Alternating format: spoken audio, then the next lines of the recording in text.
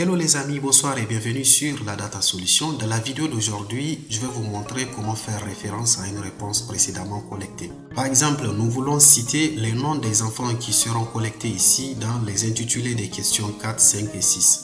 Pour les trois premières questions, il s'agit de collecter les noms des enfants d'un chef de famille par exemple. Et après, nous voulons que ces noms qui ont été insérés ici apparaissent dans les intitulés des questions correspondant au rang de chaque enfant.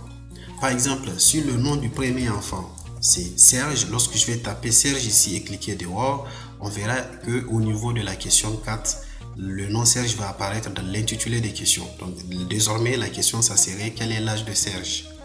Donc ici, au niveau de la question 5, vous voyez que c'est quel est l'âge de, mais le nom n'apparaît pas.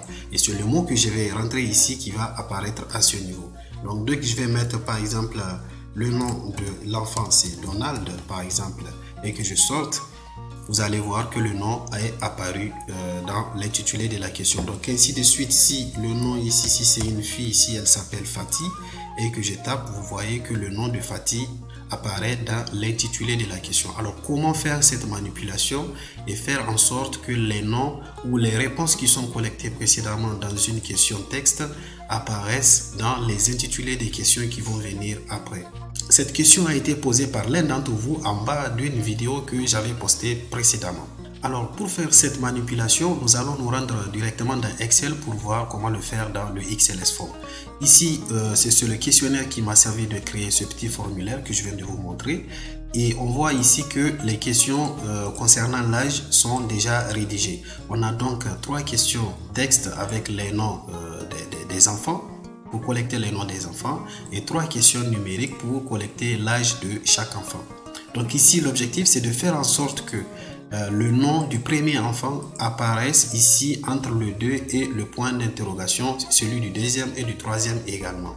Donc pour faire ça, il n'y a pas plus simple, il suffit tout simplement là où vous voulez faire apparaître le nom ou la réponse qui est collectée à ce niveau, au niveau de la première question, que vous citez la référence de la première question. Alors la référence c'est quoi? Il suffit de mettre le symbole $, vous mettez l'accolade et puis vous mettez le nom du name de la question ici. Donc comme on veut collecter le nom du premier enfant, on va tout simplement copier le name de cette question et le coller ici, puis fermer les accolades. Donc nous allons mettre quel est l'âge de $, accolade, et mettre le name de cette première question.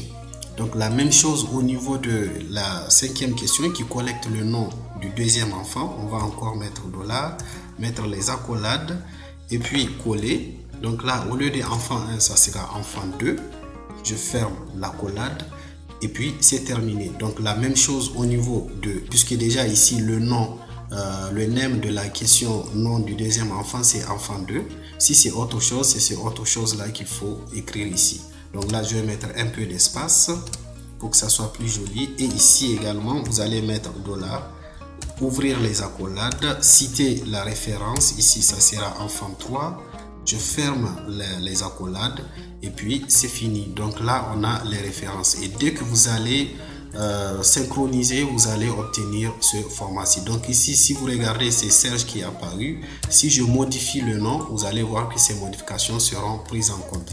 Donc si j'efface également, toutes ce que j'ai écrit va également disparaître. Donc tout ce que vous allez noter à ce niveau va apparaître automatiquement dans l'intitulé de la question. Donc voilà, c'est tout pour cette petite manipulation XLS Form. J'espère qu'elle vous aura plu.